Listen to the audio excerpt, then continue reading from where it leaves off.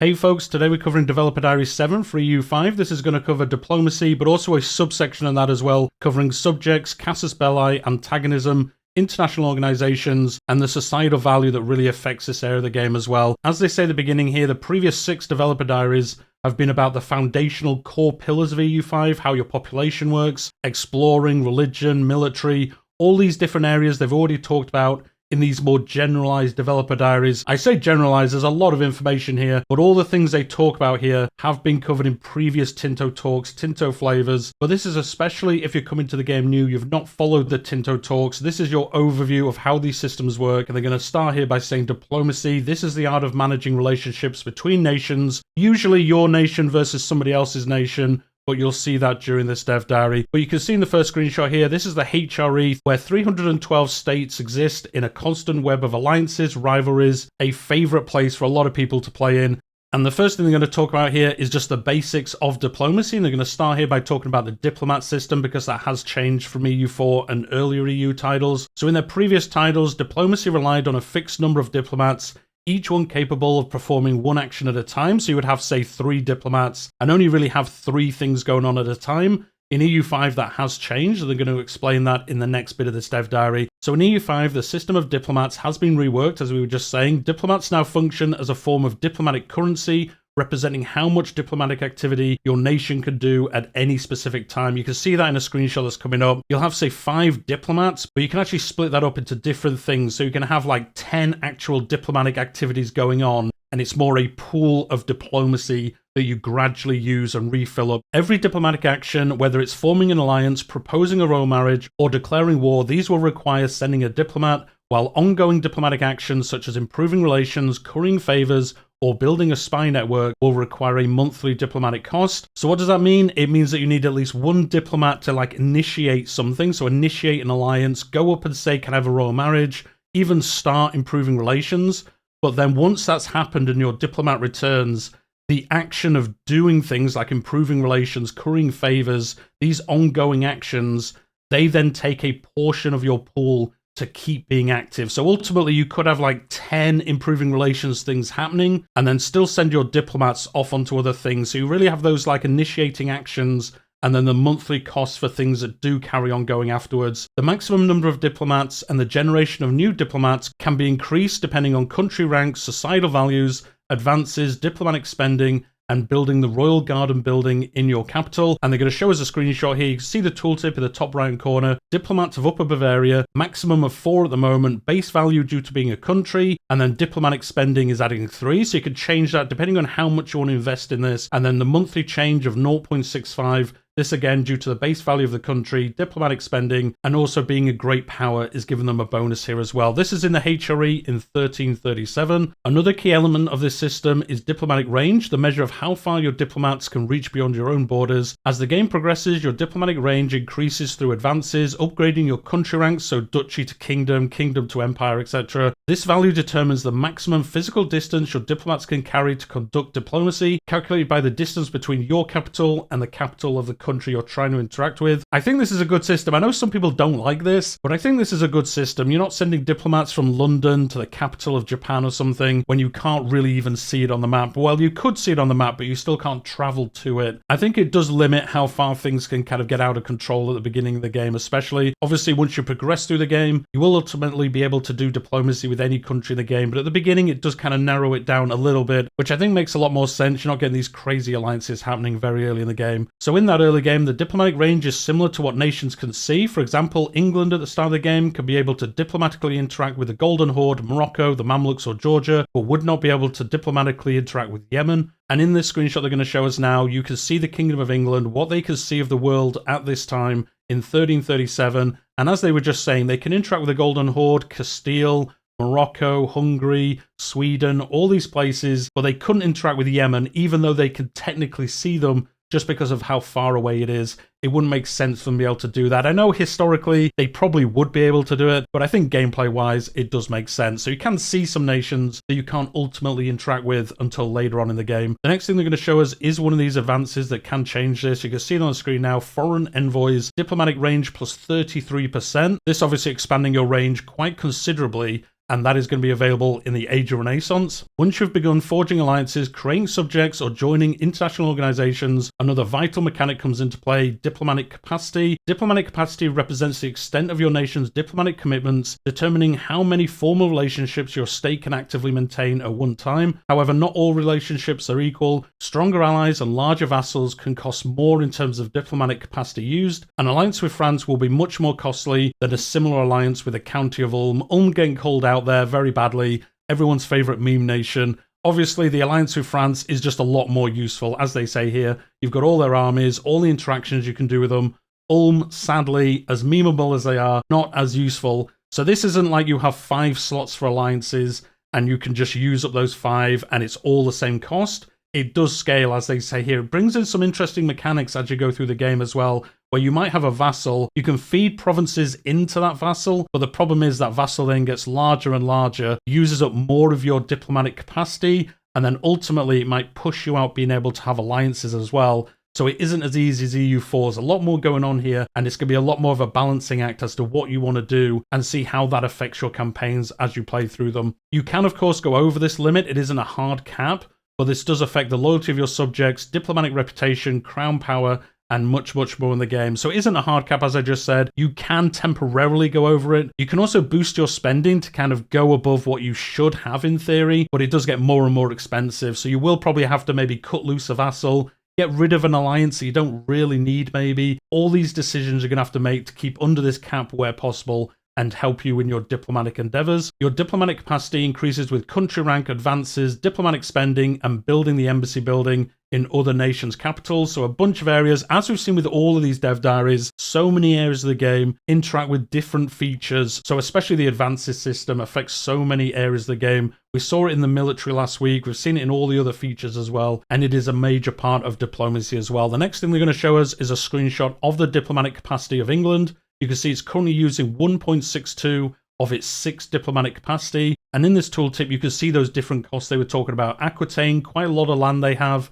They are taking 0.68. You can see guaranteeing Balliol. So this is at the start of the game before the Scottish War finishes. And then you can see Durham, Chester, Lancaster, all these different vassals. And they're taking smaller amounts because they are smaller areas, but they will ultimately grow if you do get those vassals larger. Obviously, Chester, Lancaster, Durham aren't going to grow because you have your own crown lands around them, but that is the theory behind it. Like, the larger the land is, the more it's going to cost you of this capacity, and ultimately you might spill over that capacity. If, say, you did a war and tried vassalizing Scotland, that would take a massive chunk of this capacity out, and then you'd have to rethink some other things you're trying to do. And in that, you can also see the max capacity, where that's coming from. So +1 for being a country, +2 for being a kingdom, and then they're also doing a lot of diplomatic spending, so that's increasing it by 100%. So they've got some space in this example to maybe take Scotland into their control. And as we just saw in that tooltip, you can invest directly into diplomacy through diplomatic spending. This slider can be found in the economy tab of your game. Increasing your spending boosts loyalty, diplomatic capacity, and the maximum number of diplomats, and your monthly diplomatic generation. So again, maximum number of diplomats isn't talking about literally going from 3 to 4 diplomats.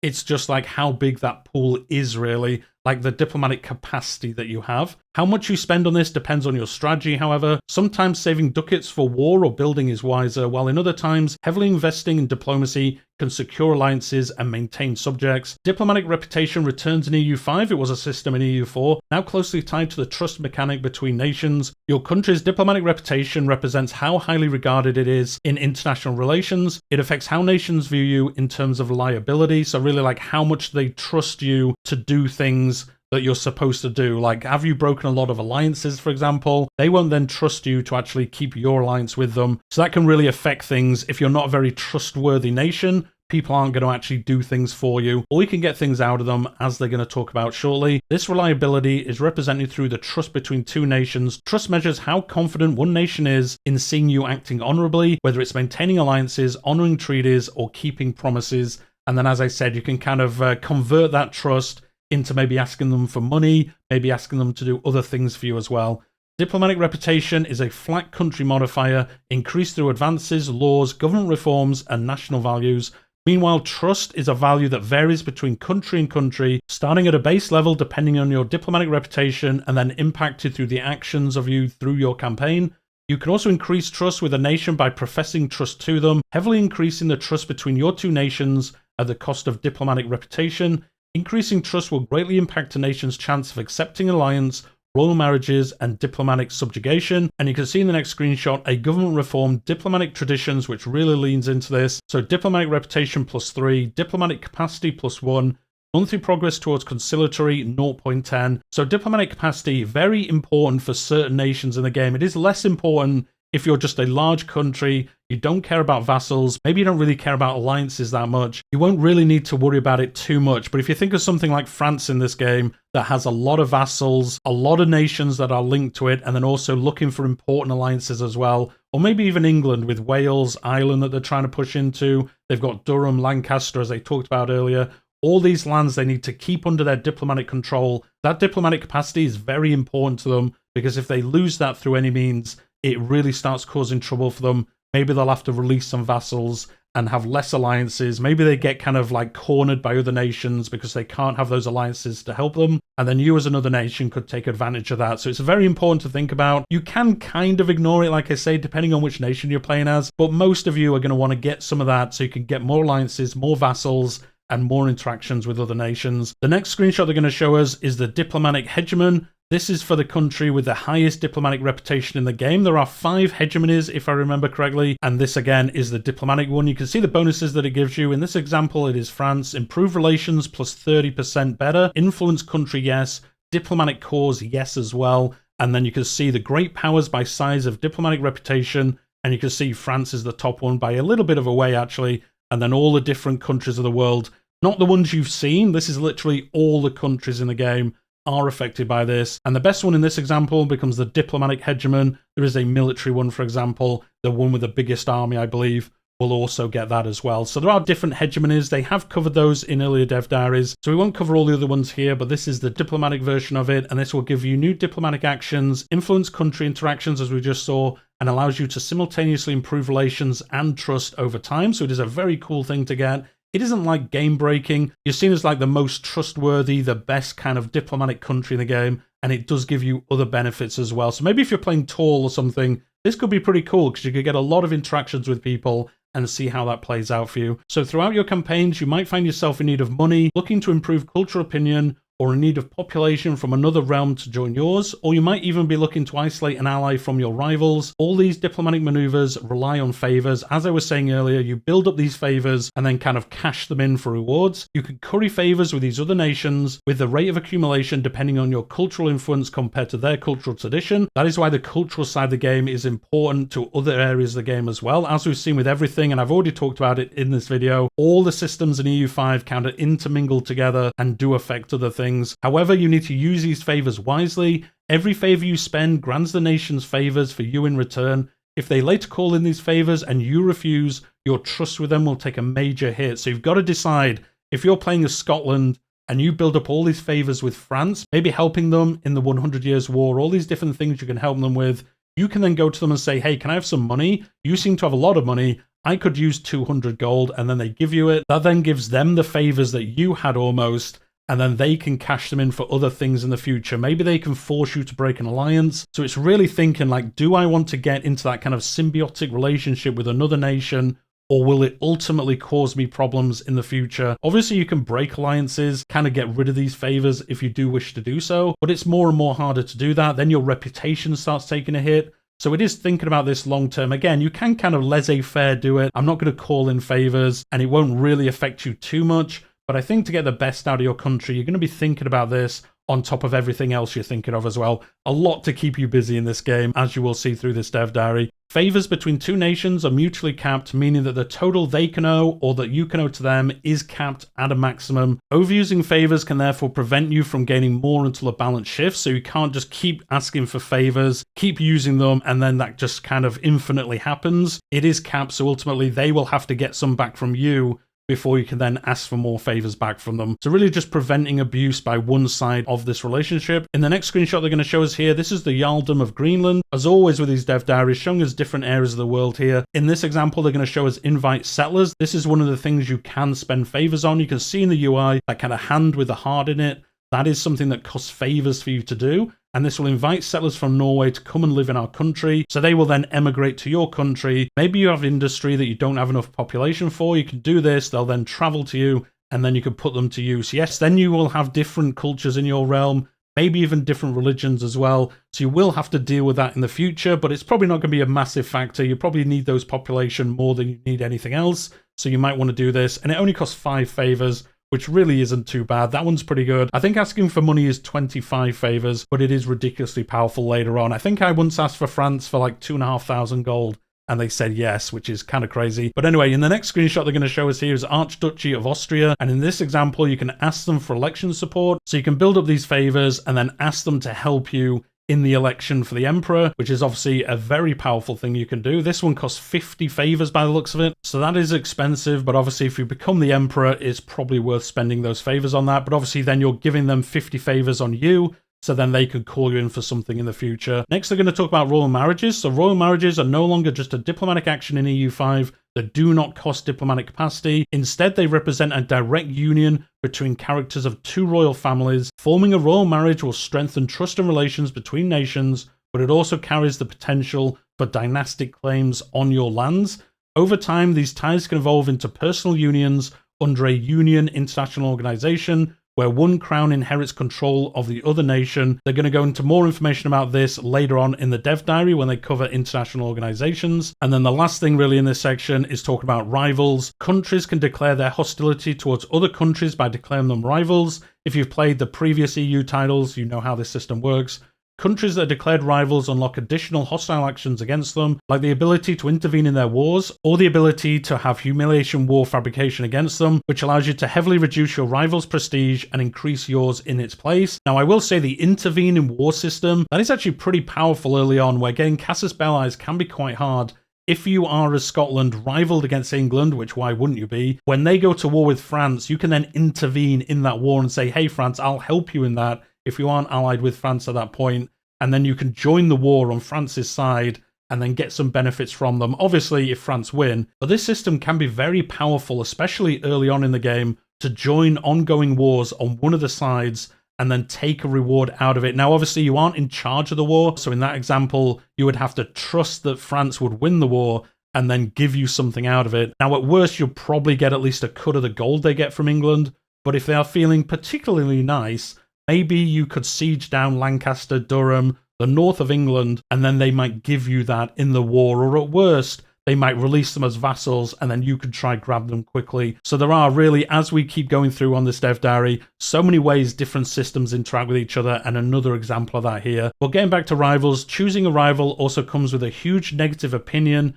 and removing the ability to do certain diplomatic options. Obviously, you're saying, you're my sworn enemy, why would they let you ally with them, or something like that. And you can see an example of this here. This is the Ottomans, and you're selecting a country to become your rival. This is probably at the start of the game where you get to select the ones you want to choose. In this example, they're going to show Byzantine, Cyprus, all these different ones. You can see in the top left-hand corner, rivals 0 out of 2. Depending on how big you are, the amount of rivals that you have will scale with that. And in this, you're probably going to pick the Byzantines, and then the second one there as well, which I'm not going to try butcher the name of, but you'll probably pick those two because why not? They're probably the biggest realms near you that you will probably go up against if you can do so. In the next part of the dev diary, they're going to talk about subjects. This has been covered in a previous Tinto Talks, but they're going to go over it again here. And there are multiple types of subjects in the game, the main 5 of which they're going to talk about now. There are some unique ones, so France has a special version of subjects, but these are the main 5 you're probably going to find in the game as any country. So the first one is tributaries, a country that's forced to pay a period tribute to their overlord in the form of ducats, manpower, and sailors. Tributaries can declare their own wars and even declare war on another tributary of the same ruler. They can join the wars of their overlord, but this is not guaranteed, and it is the choice of the subject. This tributary gets protection from their overlord, so if they get invaded, you will go in and help them, and these tributaries cannot be annexed by their overlord, so you can have them as a source of ducats, manpower, and sailors, as they said, but you can't annex them if they are tributaries. The next kind of subject is colonial subjects, a subject centered around the administration of overseas colonies on behalf of its overlord. They benefit from increased population capacity, institutions spread from their overlord, and the ability to use slaves to work in their RGOs even if their religion does not allow for it. These subjects grant their overlord an upsurge of trade advantage, as well as payment in manpower, sailors, and ducats. As you can see, manpower, sailors, and ducats probably across the board are a bonus to this, and then different additional ones. Like they say here, in this example, colonial subjects can use slaves, whereas tributaries wouldn't be able to if your religion prevented that from happening. Colonial subjects will also join the overlord's offensive and defensive wars, and then similar to tributaries, these also cannot be diplomatically annexed into your realm in the future. The next kind of subject is dominion. This is a subject nation that is a self-governed subject exclusive for monarchies who have the same religious group, nations with the same primary culture, nations with kindred cultures, or the nations of England or Great Britain, so a bit of a subsection here of most countries in the game. This subject enjoys an increase in the efficiency of their cabinet, and outside of Great Britain and England can only be made while nations are already in a union international organisation with each other. These subjects always join offensive and defensive wars and can be diplomatically annexed after 100 years has passed after its founding. The next version is just vassals. This is the most typical type of subject, the one you're going to see mostly across the game. A vassal oversees its territory on behalf of its overlord, paying a vassal fee. Overlords benefit from vassals in terms of better prestige versus other subject types, and also gives both nations, both the subject and the overlord, better shared institutions. So you could find a nation that is smaller maybe, has an institution spawn in them, and then if you vassalize them, that institution will spread into your lands even better than if you were an alliance or something along those lines. So it can help you in things outside of diplomacy as well. Vassals will also join both offensive and defensive wars, but a disloyal vassal can separately peace out a war. So that is a different way you can do this. If you're England, if you're going up against France, maybe you could make the vassals of France disloyal through different diplomatic actions, and then when you go to war with France, yes, they'll get called into the war, but then you'll be able to go to them and separately peace out against them, and then you'll just be fighting France and their vassals will be at peace with you. So it's different ways this system can be used in both institutions, warfare, diplomacy, and then you get the maximum benefit out of this. A very easy system, I think, up front to get your head around is diplomacy. But as you're seeing throughout this dev diary, and we're not even halfway through it yet, it is a very deep system. There's so many different things it can affect in the game. And to get the most out of it, you're going to have to learn how these interactions work and how you can get the most out of it as well. But let's get back to vassals. They can also declare independence through an international organization they can set up if they are disloyal for a long period of time, with maybe other disloyal subjects and even rival nations joining this movement, and then they can declare independence and see if they can win. So again, a different way diplomatically, you can split up a nation. If it is France, they have so many vassals at the start of the game. If they set up one of these independence movement, and then they would ultimately declare independence from France, and hopefully you could win that war for them, they would then be independent, and you're weakening France, and maybe you could bring them in as a vassal of your own, or even just have them independent and maybe guarantee their independence, something like that. So again, you're seeing even more complexity here with this system. And then vassals, these can be diplomatically annexed after only 10 years. So you can bring somebody in as a vassal, and only 10 years later you can start annexing them. The last of the major subject types they're going to talk about is fiefdoms. These are a junior title that is the property of the overlord's ruler, exclusive for monarchies of the same religious group of one another. These subjects differ from vassals in that they have more loyalty and cannot directly declare independence. However, they come at a much larger diplomatic capacity cost than vassals.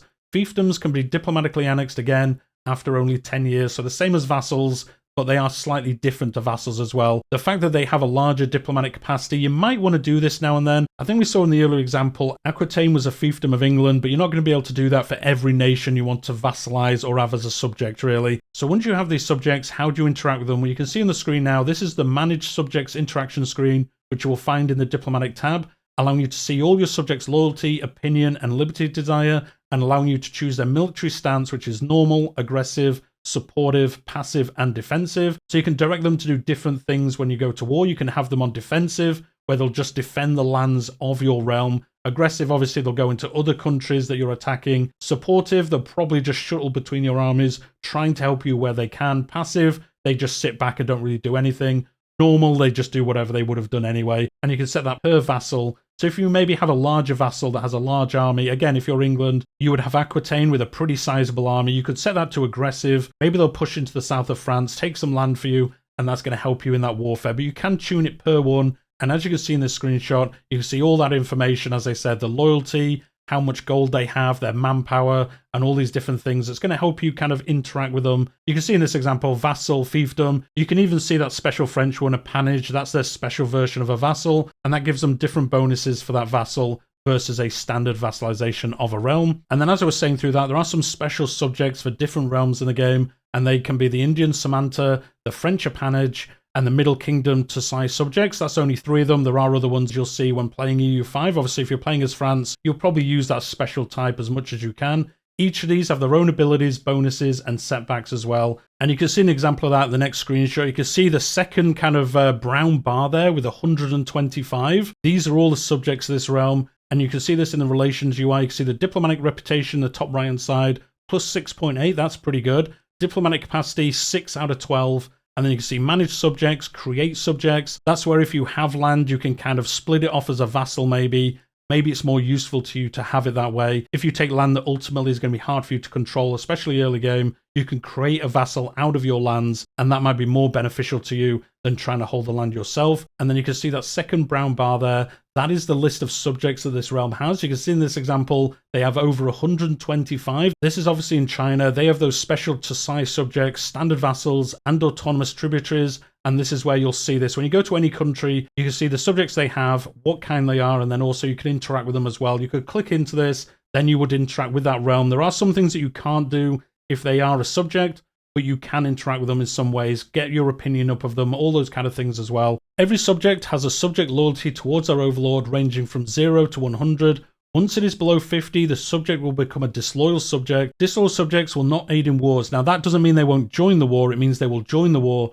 but they will only protect their own land. They won't outwardly push to help their overlord doing whatever they're trying to do. They'll only protect their own area and not expand outwards. And then as we saw earlier, they can also be separately pieced out if they are disloyal, which can be very useful. Loyalty of subjects can be increased through trust, diplomatic reputation, and improved relations. While on the flip side of that, loyalty can be decreased by liberty desire and your subject being more powerful than you. So if your vassal ends up being more powerful than you, they'll obviously become more and more disloyal as they see themselves as being more powerful. And then why would they be a vassal of you? So again, as in EU4, you can kind of feed land into a vassal, but then if they get more powerful than you, they're going to say like, why would I be your vassal? Maybe they'll start a war against you to get their independence. And then obviously if you have negative relations with a vassal, they're also going to have less loyalty with you. I think that just makes sense. Playing as a subject nation, you can use a cabinet action to reduce loyalty to your overlord with the sow disloyalty cabinet action. Because yes, you can play as a subject of somewhere, and then you can try get out of them. Maybe you'll stay with them for a while though, get that protection from them, but ultimately you probably want to get independence, and then maybe ultimately take over the lands of your previous overlord. Liberty desire represents the subject's current drive for independence from its overlord. This value ranges from -100 to +100, but has a monthly decay back towards 0. So if it's at -50, it will gradually try get back to 0. If it is at +50, it will gradually try to get back to 0 as well. Liberty desire can also be used as a subject currency, with some actions such as enforcing culture, diverting trade, or siphoning their income,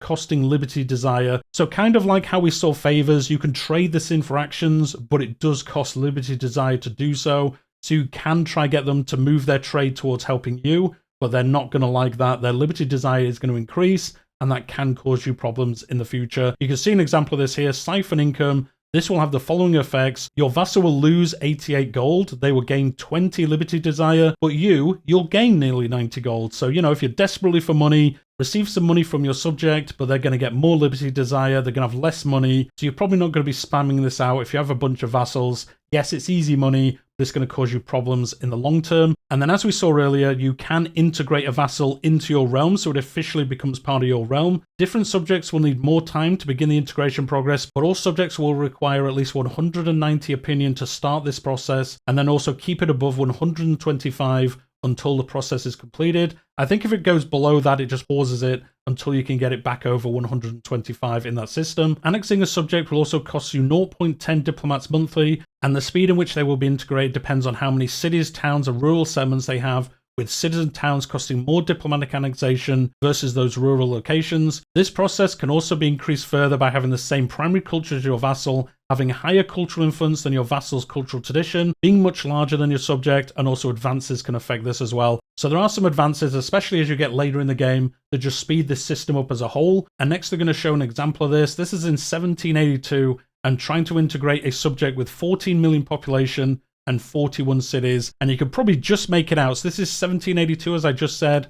This system will complete in 1817, so you can see once you start annexing somewhere how long this is going to take, and you can see the modifiers for this as well. The 41 cities, 12 rural settlements, the advances that you have negating some of those negatives, and then as I said on the left hand side you can see this will take till 1817 to complete. So you're kind of thinking, is it worth doing that? It probably is, because even though it's going to take a long time, once it does finish, you're probably going to get a bonus out of this, especially longer on in the game, where your control and your proximity is a lot easier to spread out in your realm. You will start bringing in these vassals into the realm fully, having full control over that area. And as this shows, it does take a long time, but it is going to be very useful for you later on. And then they do end this section about subjects by saying personal unions are no longer considered subjects, but instead are international organizations. And they're going to talk about that, as they said earlier, later on in this dev diary. The next thing they're going to talk about is Casus Belli. When diplomacy fails, what happens then? Well, sometimes the only option you have as a country is to declare war on another country, and this is where creating and using CBs or Casus Belli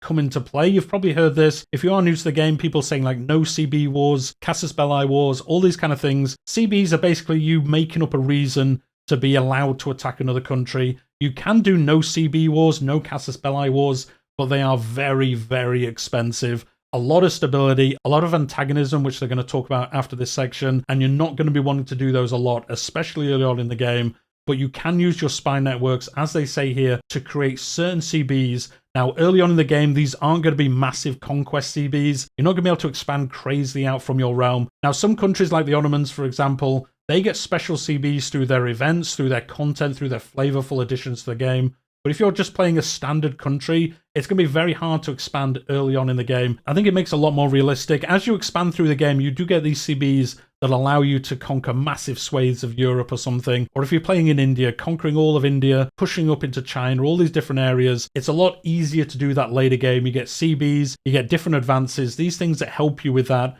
But early on in the game, it's all about these small additions, because ultimately you could conquer a lot of land using no CB warfare. It would be very bad because you'd have no stability, everyone would hate you, but you could ultimately do it.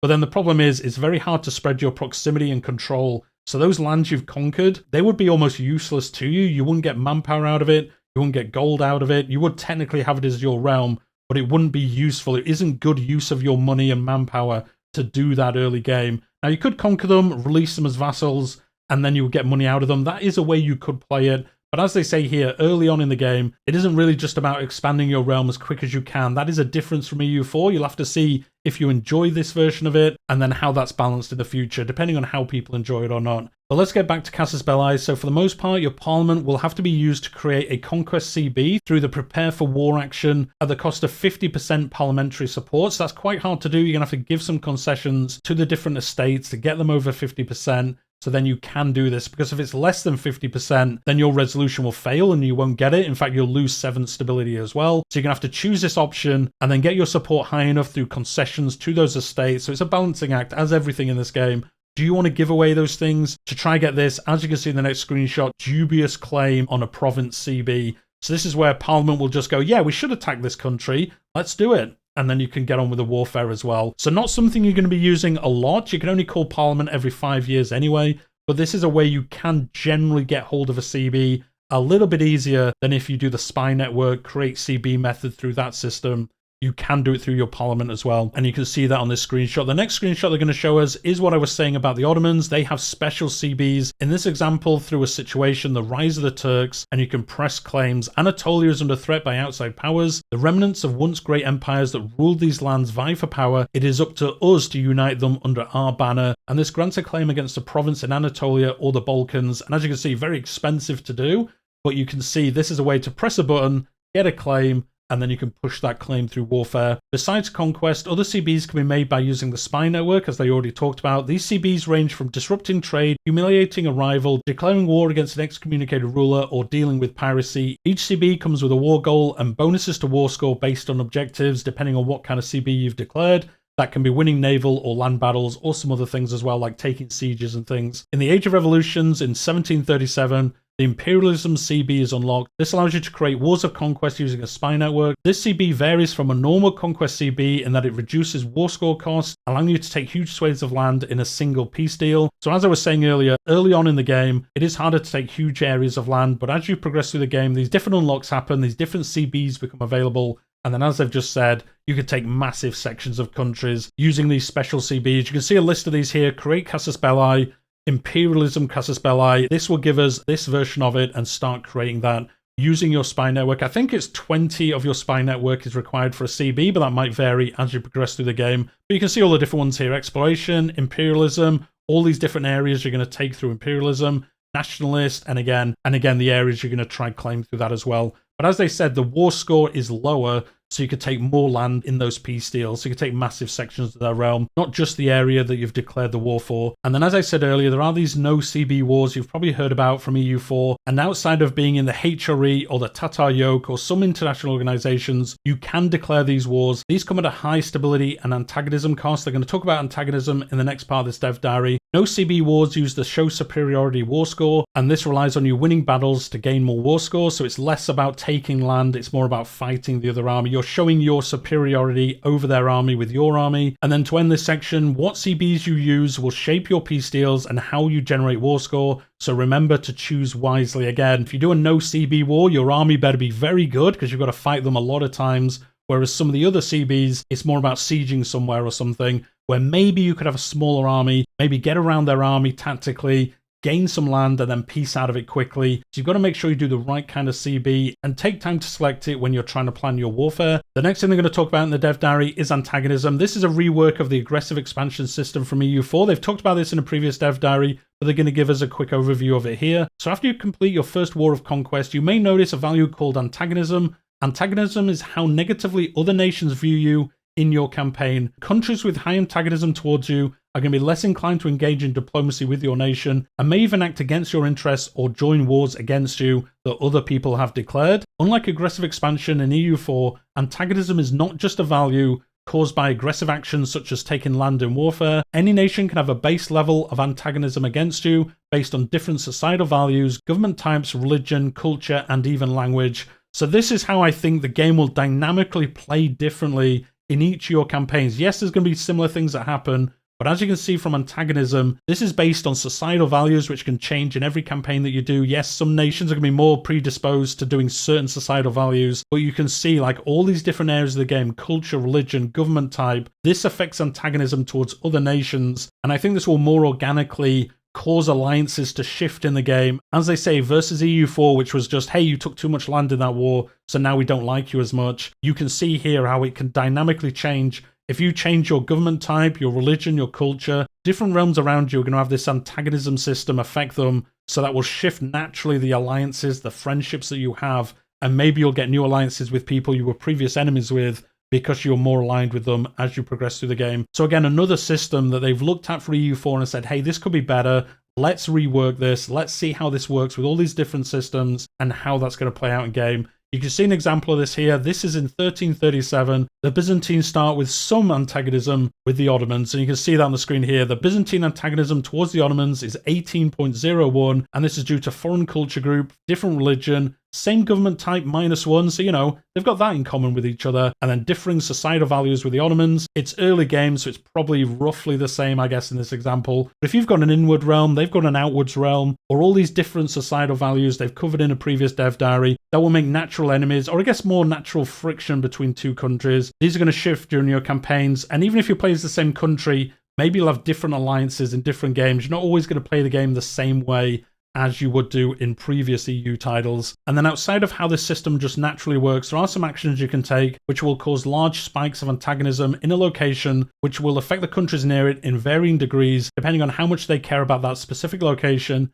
and about the antagonizing country. Examples of this happening are conquering lands, subjugating through wars, events, or executing prisoners. If you followed the previous dev diaries in this series, the Tinto Flavors or the Tinto Talks, you've probably seen some of these called out where you'll have an event where something will happen, and if you choose one of the options, you'll get a massive spike of antagonism in your capital usually, which will affect how the system kind of plays out in the near future. Over time, these spikes will generally dissipate. You can also decrease a nation's antagonism towards you by using the improved relations diplomatic action. You can see in the next screenshot the antagonism this realm has and where it's coming from. As always, with nearly everything in the game, if you hover over it, the tooltip will give you a breakdown of where these numbers are coming from, and then you can look into how you can correct those in the future. So you can see in this screenshot they're suffering a base antagonism of 36.52, which is a lot. Took locations in a peace treaty, and you can see how much that's affecting you. And then you can see this translates to, and all the realms around them, the antagonism they have towards this realm, over 1,000 antagonism. They're not going to like you for quite a while. So this is where especially you're taking massive sections of land. That's great news. Well, it's not all great news because you're going to get high antagonism, and then all those realms around you are not going to like you too much. So then they're going to be a little bit more wary. And what can happen with that? Well, in the worst case, nations with more than 50 antagonism towards you can start or join a coalition against you. These coalitions could declare war on you if the coalition feels they are strong enough militarily and will defend one another if you attack any of the members of this coalition.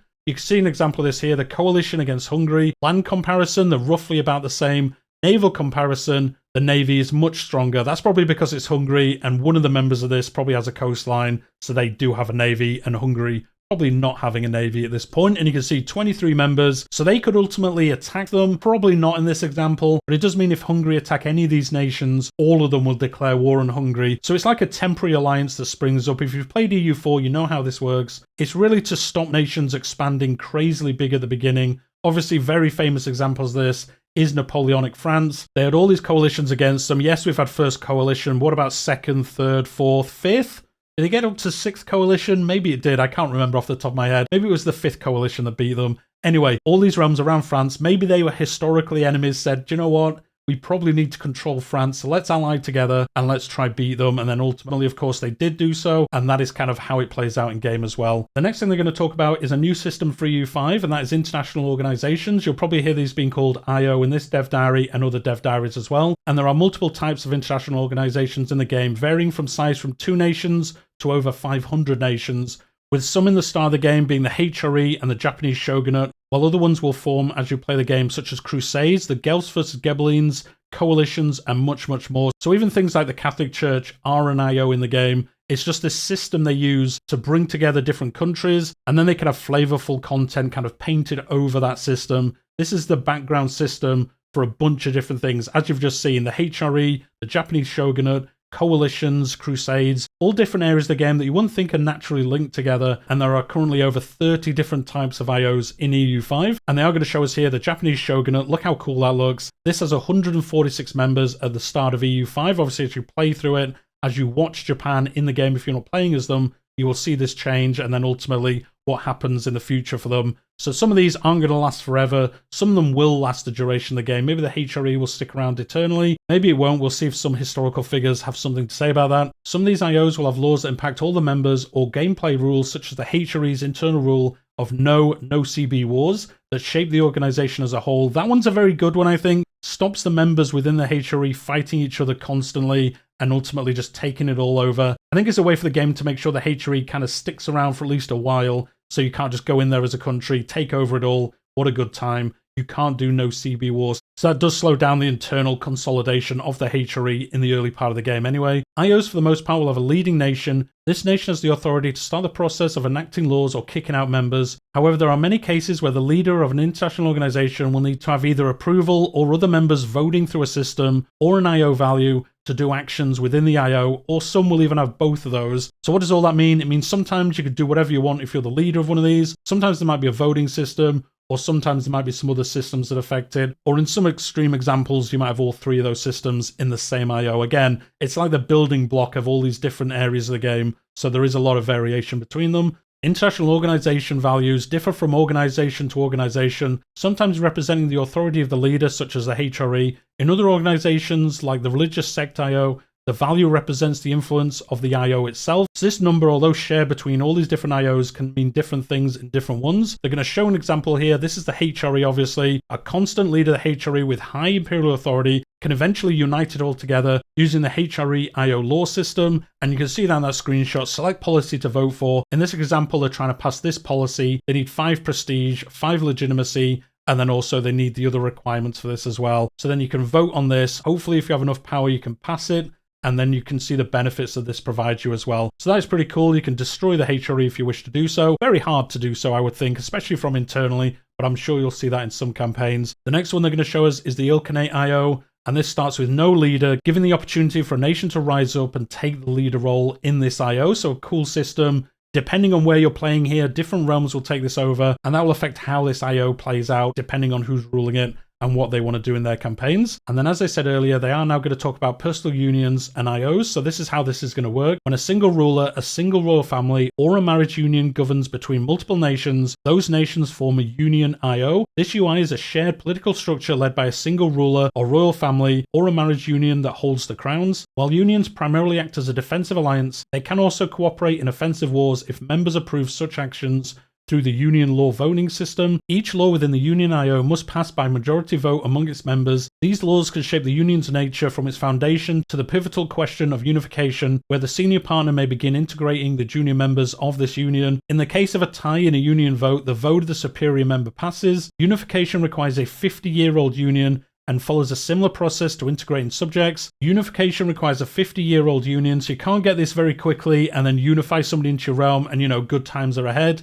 You do have to wait 50 years for this to happen, and this follows a similar process to integrating subjects. And in the next screenshot, they're going to show an example of this. This is one of the laws you pass in a Union IO. In order to diplomatically annex junior members in a Union IO, the junior member must have the same level of integration as the senior member, and the question of unification must be passed for the unification of the crowns. And that is what you can see here. So once you have the same integration level between you and one of the junior members, you then can pass this. And as you can see, this will have the following policies: rapid unification, swift unification, normal unification, or federal union. So those are the different policies within this law. And depending on where you are in the game, which country you are, you'll be able to select those different options, and that will either speed up or slow down how this integration will work, and then you'll annex them into your realm. So again, you can do this, you can unify places through diplomatic marriages and things like that, go that Habsburg style, but it does take time, and more time than it did in EU4. If a new member enters a Union IO years after the original formation of the Union, the Union Parliament can be used to set them at the same integration level as the senior members, so they can kind of catch up with you if they do join later. However, these Union IOs are not solely about unification. Some may evolve into federal unions, emphasizing equality among the members and granting shared bonuses such as improved diplomacy, greater diplomatic capacity, shared building rights, enhanced cabinet efficiency, and much, much more. So they aren't always about getting a union with another country and then ultimately always wanting to annex them. You can have them as like an enhanced alliance between the two of you, having great capacity, having these shared building rights. You can build in their nation, they can build in your nation, but you're not fully integrated into one nation. So I think that's going to be pretty cool in some circumstances as you play through the game. Over time, the senior member may diplomatically subjugate smaller ones, turning them into dominions, vassals, or fiefdoms, depending on their size. This allows for integration outside of the traditional unification path in the Union IO system. So even within the system, there are ways to kind of get around it. If you're just looking for a vassal or a dominion, you're not ultimately looking to annex them fully. Although, of course, once they are vassals, you can also annex them through that system as well. And with that, folks, that's the end of the diplomacy part of this dev diary, like the overview of how that system works, what outcomes you can have,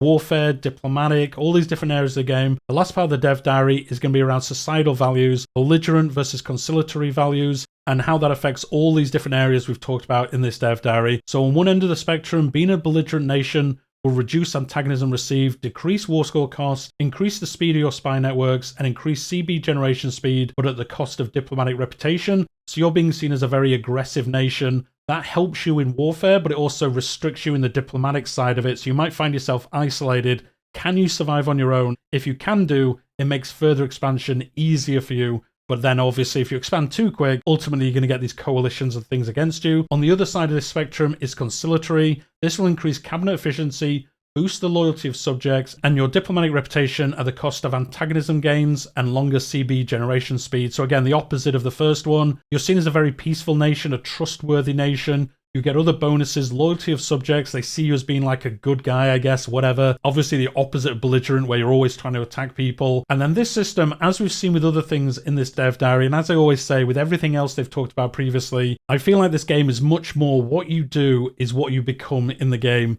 So if you're ultimately always attacking people, you're seen as belligerent.